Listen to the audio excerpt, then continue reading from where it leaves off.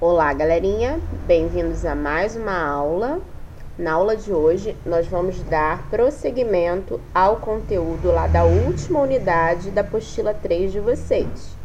Lá na parte do Brasil Império, crise do Segundo Reinado. Vamos falar mais especificamente sobre o movimento abolicionista. Vamos lá? O movimento abolicionista do Segundo Reinado. O abolicionismo é um movimento que surgiu no final do século XVIII na Europa, com o objetivo de acabar com a escravidão. No Brasil, o ideal surge como força na segunda metade do século XIX e colaborou com o fim da escravidão no país. Muitos foram os movimentos populares que tiveram caráter abolicionista, como a Conjuração Baiana ou a Revolta dos Alfaiates, que ocorreu na Bahia. Este movimento era formado principalmente por negros e profissionais liberais, desde alfaiates, sapateiros. Buscavam terminar com o domínio português e, consequentemente, por fim ao trabalho escravo no Brasil. Igualmente, a Revolta dos Malês se insere na luta dos escravos em obter melhores condições de tratamento e a liberdade. Os abolicionistas se opunham ao regime escravista e eram indivíduos oriundos de diversas classes sociais. Abarcavam desde religiosos, republicanos, elite política, intelectuais brancos, alforriados, dentre outros. As mulheres também tiveram um grande papel nessa luta. Então, o que é o movimento abolicionista de forma mais simplificada, né, para a gente entender? O movimento abolicionista é aquele que queria a abolição, ou seja, o fim do trabalho escravo, que ocorria no Brasil de forma que eles traziam, né, os escravos da África, então era um trabalho escravo de origem africana. Eles escravizavam os povos africanos, né, pessoas na África, e traziam, através do tráfico negreiro, para o Brasil. Um dos mais destacados abolicionistas foi o diplomata e historiador Joaquim Nabuco, fundador da Academia Brasileira de Letras e articulador das ideias anti-escravistas. Assim, Nabuco foi o principal representante parlamentar dos abolicionistas durante uma década, quando lutou pelo fim da escravidão. O jornalista e ativista político José do Patrocínio colaborou com a campanha pela abolição da escravatura no Brasil e, ao lado de Nabuco, fundou a Sociedade Brasileira contra a Escravidão, em 1880. Além deles, merecem destaque os abolicionistas brasileiros André Rebouças, Rui Barbosa, Aristides Lobo, Luiz Gama, João Klepe e Castro Alves. O movimento abolicionista era plural e tinha várias maneiras de manifestar seu apoio ao fim da escravidão. Normalmente se organizavam em clubes e sociedades abolicionistas, que tinham seções masculinas e femininas. A partir daí, organizavam arrecadações para comprar a alforria de escravos, mandavam abaixo-assinados ao governo exigindo leis abolicionistas e propunham modificações aos projetos que estavam tramitando na Câmara.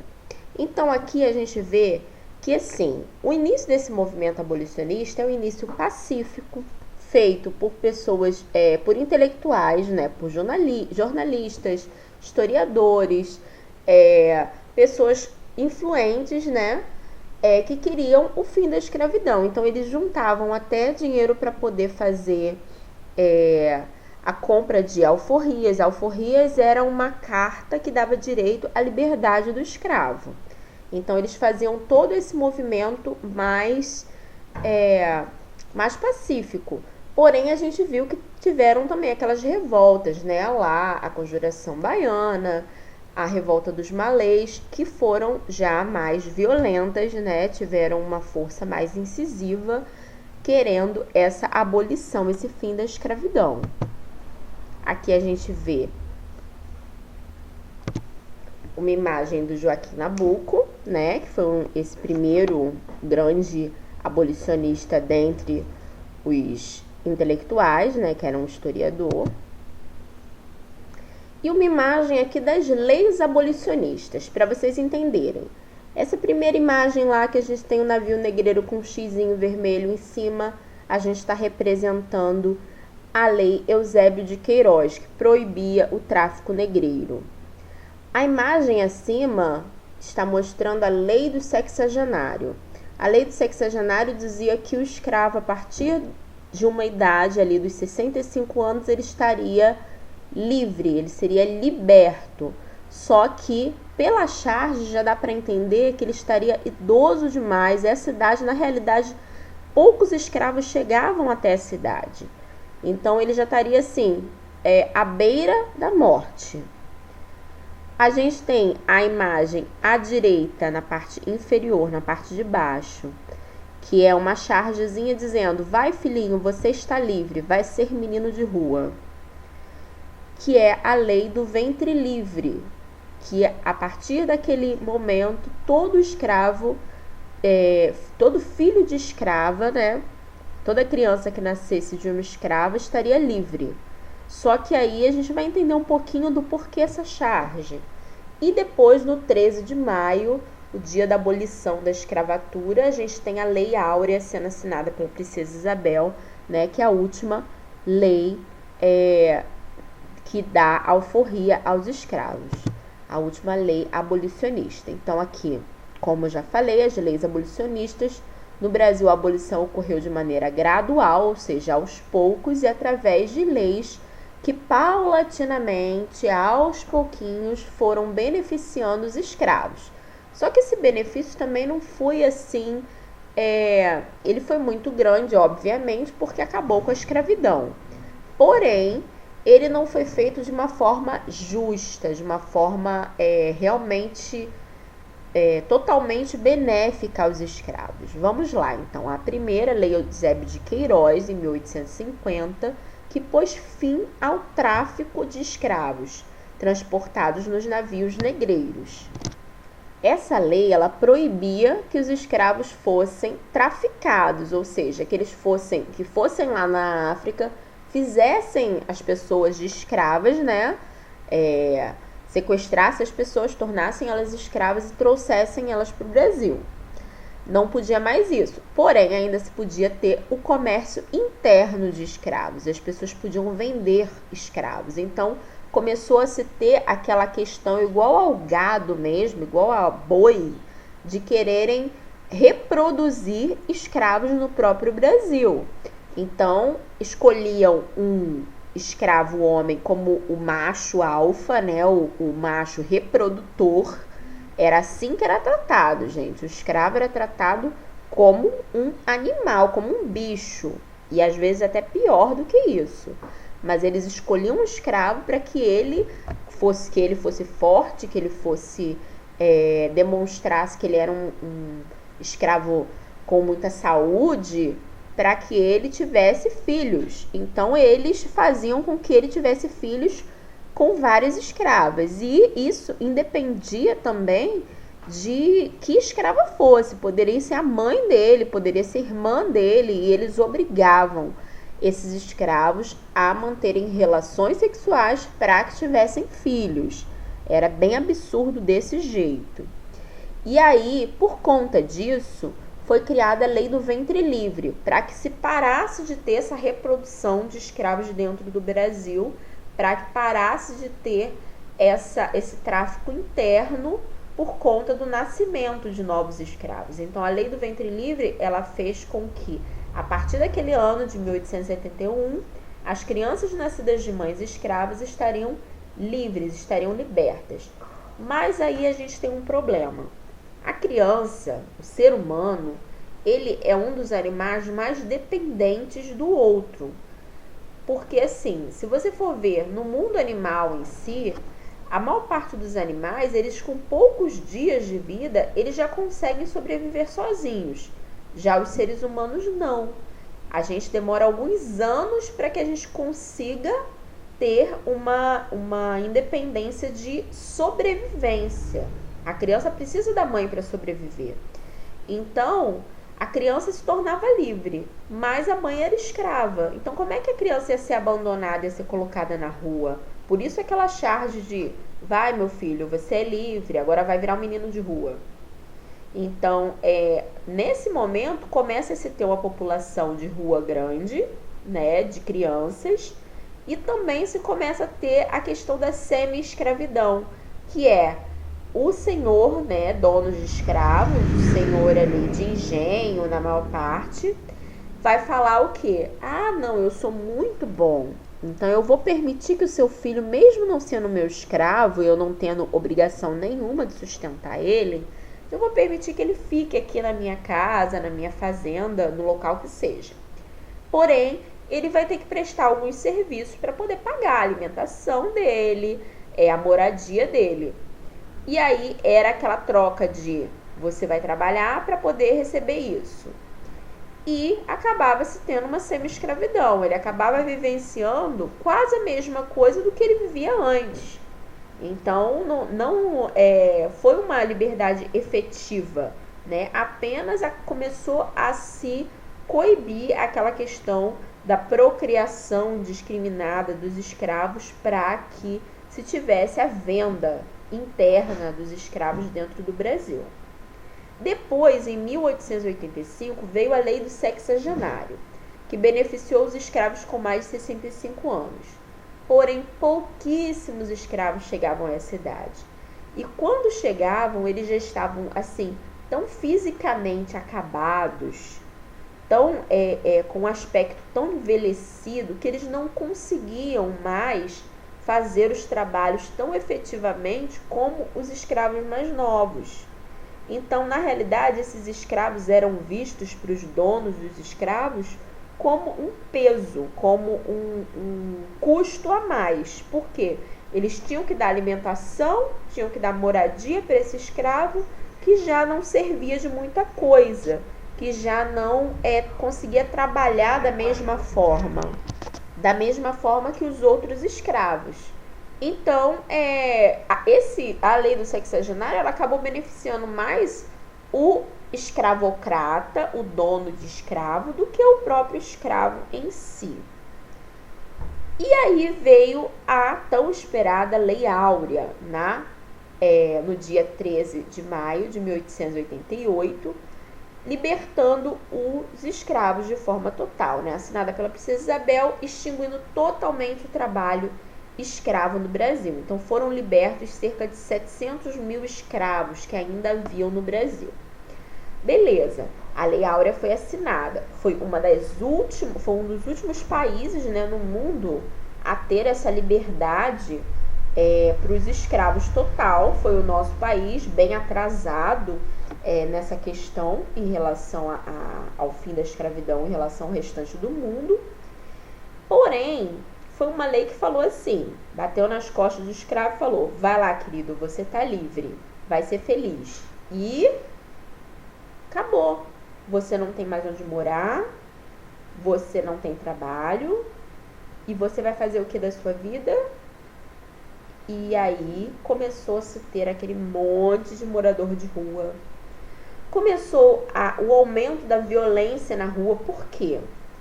Porque o escravo é ruim? Porque o negro ele tende a ser marginal? Tende a ser ladrão? Tende a ser assaltante? Não. Porque as pessoas começaram a viver na rua, sem ter onde morar e passar fome. Então, a gente olha, é muito fácil a gente falar assim, julgar, né? É fácil a gente julgar e falar, não, mas ele podia fazer qualquer coisa, ele não precisava roubar. Só que você imagina numa sociedade que via o negro como um animal, ou pior do que um animal, que não quer dar emprego ao negro, que os empregos, algumas coisas que os negros ainda conseguiam fazer, dentro da sociedade ali pós-abolição, eram os trabalhos mais inferiores que poderiam existir, que ainda os brancos aceitavam isso, a sociedade em geral aceitava, Só que não tinha trabalho para todo mundo. Então começa a se ter essa questão. Por isso, até hoje, a gente tem essa herança de população carcerária, ou seja, a população nos presídios de cor preta, por conta desse momento, dessa falta de sensibilidade no momento de se abolir a escravidão. Não deveria só abolir por abolir, mas quando você abole, quando você vai acabar com um trabalho escravo que tratou as pessoas de forma desumana por muitos anos, por séculos do nosso país, a gente deveria ter uma forma de retratação a isso. Por isso até hoje se fala em leis, em cotas, em formas de retratar isso que a gente fez lá atrás, isso que a população brasileira, quando eu falo a gente, não somos indivíduos, mas como população, como sociedade. A sociedade brasileira fez isso até 1888, que não é um passado tão distante assim, e a gente não se retratou disso, a gente não fez com que essa escravidão tivesse uma forma de finalização mais sensível. A gente continuou tratando de forma preconceituosa os escravos. Hoje, mais do que nunca, a gente vê no Brasil e no mundo movimentos antirracistas crescendo, porque as pessoas estão tendo mais coragem de abrir a boca e falar sobre isso. Porque as pessoas tinham ainda medo. As pessoas, até porque, como não ter medo, né? A gente vê quantas pessoas são assassinadas no Brasil apenas pela cor da pele. Ninguém é morto por ser branco. Ninguém é morto porque chegou no local e se confundiu com um bandido porque a pessoa era branca. Agora, isso acontece muito com a população negra. E a gente tem que ter essa noção de que isso é uma realidade. Não é uma fantasia.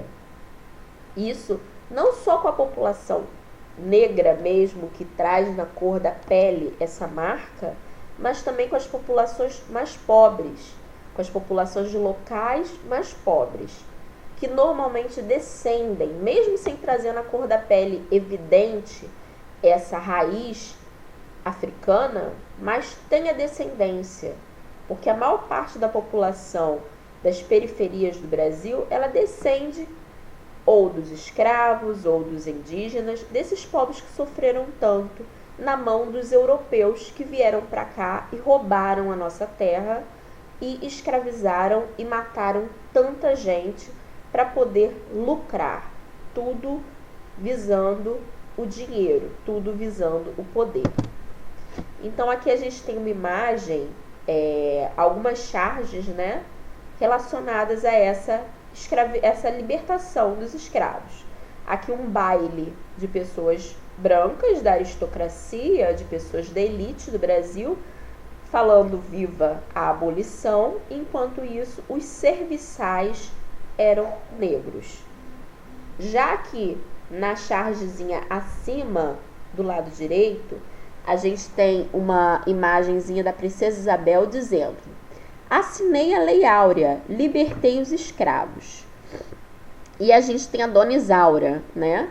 Que é essa negra, essa vozinha negra que vai responder a princesa Isabel, dizendo o seguinte: ok, agora queremos os salários e indenizações dos séculos que trabalhamos sem receber. O que vocês acham sobre isso? Sobre essa fala? Não estaria correto? Eu acredito que sim. Porém, não é a nossa realidade o que acontece. Depois a gente vê aqui na parte de baixo, a chargezinha de baixo, um homem lendo, né, um jornal que está escrito 100 anos de abolição. Fazem 100 anos que acabou a escravidão. Ali, então, em 1988, essa charge seria. E aí, o que ele fala pro engraxate, que é um menino negro, ele diz: se não fosse a princesa Isabel, você hoje não estaria aí. Mas será que ele está numa posição tão boa assim? É muito complicado essa questão. A gente pode ver dentro dos trabalhos de alta sociedade a falta da presença da pessoa de cor preta. Por quê? Porque eles são mais incapazes? Não, porque eles não têm oportunidades iguais. Por isso a questão das cotas, para tentar igualar um pouco mais as oportunidades, porque a questão igualdade é uma coisa, é todo mundo ter o mesmo direito. Equidade é o que a gente precisa também para poder chegar à igualdade. Equidade quer dizer igualdade de condições. Quando você dá condições para todos alcançarem o mesmo objetivo. Como eu posso dizer que um menino branco, de família rica, que estuda a vida inteira numa escola de excelência, que pode ter os professores particulares que precisa, estuda idiomas, ele tem a mesma capacidade de uma criança que vem de uma sociedade periférica, que tem que ajudar a cuidar dos irmãos, que tem que trabalhar desde cedo para ajudar em casa, que estuda numa escola mais precária, que não tem tempo para se dedicar aos estudos porque tem que trabalhar desde muito cedo. Essas duas pessoas, vocês acreditam que elas têm a mesma condição de concorrência a uma vaga de uma universidade, num curso de medicina, por exemplo? Não adianta só a gente falar em força de vontade se a gente não dá condições para que a equidade aconteça, para a gente chegar a uma igualdade real. Bem, hoje nós estamos fechando a apostila 3, estamos fechando o nosso conteúdo anual e vamos fechar com esses pensamentos. Eu deixo aqui para vocês refletirem sobre a nossa realidade, a realidade do nosso país. Então, por hoje é só. Até a próxima aula. Fiquem bem, se cuidem e tchau, tchau.